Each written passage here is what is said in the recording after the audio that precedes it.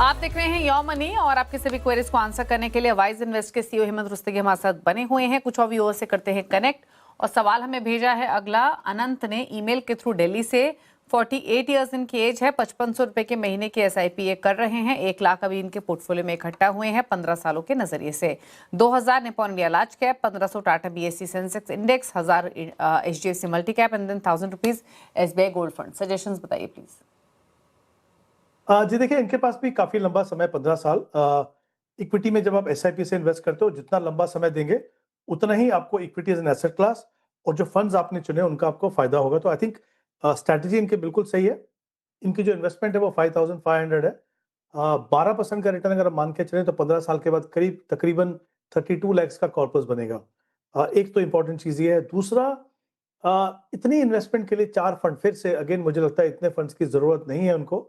Important है, हम बार बार कह रहे हैं कि आपको ऐसे फंड लेने हैं जो डिफरेंट सेगमेंट में आपको सही एक्सपोजर दे सके। तो मेरे हिसाब से इनकी जो इन्वेस्टमेंट है उसमें 2 फंड ही काफी रहेंगे। उसमें एक कोटक मल्टी कैप हो सकता है जिसमें वो 3000 इन्वेस्ट करें, और एक इन्वेस्टको लार्ज एंड मिड कैप जिसमें 2500 इन्वेस्ट करें।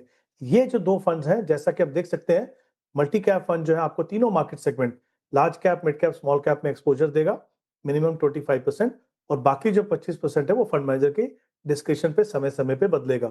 और जो large and mid cap fund है उसमें मिनिमम 35% जो है वो लार्ज कैप में और 35% मिड कैप में, और बाकी जो है वो कुछ स्मॉल कैप में भी हो सकता है या फिर इन दोनों सेगमेंट में। तो ये बहुत ही अच्छा कॉम्बिनेशन रहेगा। 4 फंड की जगह ये 2 फंड को आप कंसीडर कीजिए। मुझे लगता है पोर्टफोलियो में परफॉर्मेंस सुधरेगी और आपकी ओवरऑल जो आप देखेंगे रिटर्न आपका बेटर होना चाहिए। ओके, तो ये रही सलाह आपके लिए आपके पोर्टफोलियो को लेकर। और 3000 डालिए कोटक मल्टी कैप में, 2500 डालिए इन्वेस्टको लार्ज कैप में। बाकी सारे फंड्स की जरूरत नहीं है। 32 लाख के कॉर्पस आप इकट्ठा कर लेंगे 15 सालों में। फिलहाल आप इन्वेस्टेड रहिए।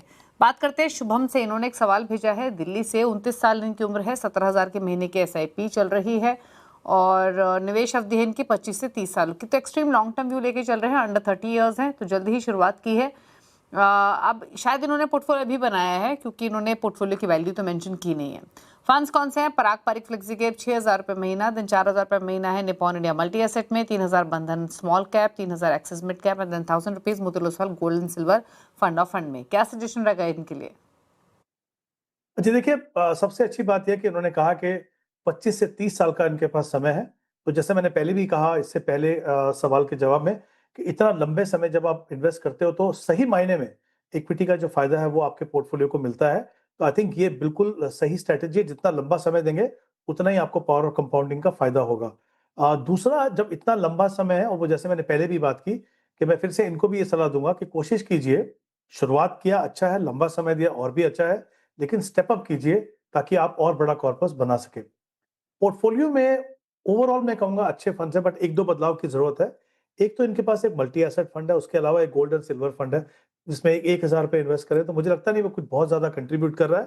तो गोल्ड एंड सिल्वर को अगर ये डिसकंटिन्यू करना चाहें तो वो लगता है वो बेटर होगा। ये जो पैसा है वो आप पोर्टफोलियो में जो आपका मिड कैप में एलोकेशन है उसमें आप ऐड कीजिए। लेकिन मिड कैप कैटेगरी का जो आपका फंड है एक्सिस मिड कैप, उससे बेहतर फंड हो सकते हैं और भी। उनमें से एक अगर आप चाहें तो कंसीडर करें, वो है कोटक मल्टी कैप। तो कोटक मल्टी कैप में जो पैसा आप एक्सिस में इन्वेस्ट कर रहे हैं वो, और जो 1000 आप गोल्ड एंड सिल्वर में कर रहे हैं, उनको मिला के 4000 आप Kotak multi cap mid cap में इन्वेस्ट करेंगे। बाकी जो फंड्स हैं और उनमें जो एलोकेशन है वो बिल्कुल सही है, उसमें कोई भी बदलाव करने की जरूरत नहीं है। ओके, तो थोड़े से बदलाव आपको सजेस्ट किए गए हैं शुभम आपके पोर्टफोलियो को लेकर। लॉन्ग टर्म आप लेके चल रहे हैं तो डेफिनेटली आपको कंपाउंडिंग का बेनिफिट मिलेगा।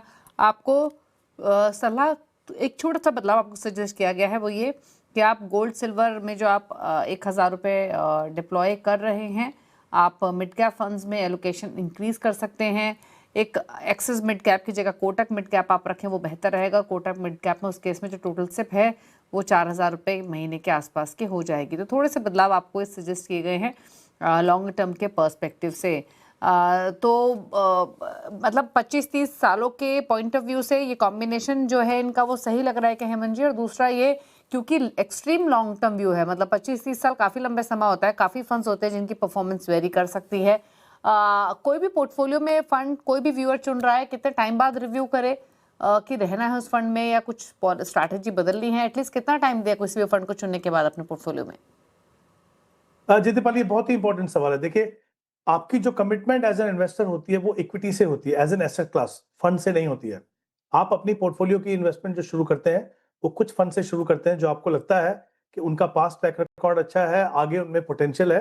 क्योंकि वो बहुत ही इंपॉर्टेंट है कि किस तरह का उनका एलोकेशन है, पोर्टफोलियो क्वालिटी कैसी है, कितने कंसिस्टेंट है।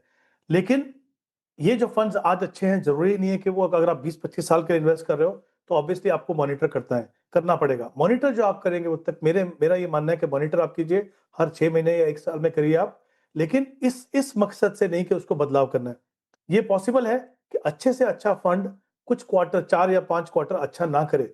इसलिए नहीं कि वो फंड खराब है, बट कि इसलिए क्योंकि मार्केट में जो सेक्टर रोटेशन होता है, हो सकता है जो सेक्टर में जो फंड इन्वेस्टेड है वो उस समय पे अच्छा नहीं कर रहे। तो आपको ये देखना है कि अगर फंड थोड़ा अंडर परफॉर्म कर रहा है तो क्यों कर रहा है? क्या पोर्टफोलियो क्वालिटी खराब है या सेक्टर रोटेशन की वजह से नहीं कर रहा है? हाँ, अगर मान लीजिए 4 से 6 क्वार्टर आपने इंतजार किया, उसके बाद भी आपको लगता है कि कंसिस्टेंटली पीयर ग्रुप से फंड अंडर परफॉर्म कर रहा है, तब फिर आपको डेफिनेटली बदलाव की जरूरत है।